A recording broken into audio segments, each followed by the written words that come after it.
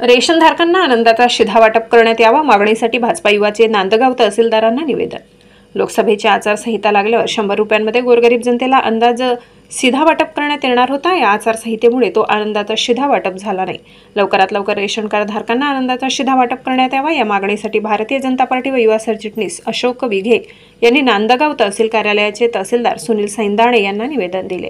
नांदगाव तालुक्यातील व नांदगाव शहरातील रेशन दुकानदार रेशन कार्ड ग्राहकांना दिलेल्या धान्याची पावती देत नसून यामध्ये मोठा भ्रष्टाचार आहे।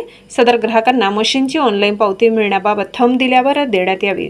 धान्य दिल्याची पावती न दिल्यास मोठ्या स्वरूपात जनआंदोलन करण्यात येईल, याची दप्तरी नोंद घ्यावी। केलेल्या कार्यवाहीचा अहवाल लेखी स्वरूपात मिळावा, असे निवेदनात म्हटले। सदर निवेदन देतेवेळी भाजपा युवा नांदगाव शहर सरचिटणीस अभिषेक विघे, बोलठाण ग्रामपंचायतचे ग्रामपंचायत सदस्य लक्ष्मी गायकवाड व इतर उपस्थित होते। लोकशाही हक्क न्यूज चॅनलसाठी मुक्ताराम बागुल, नांदगाव।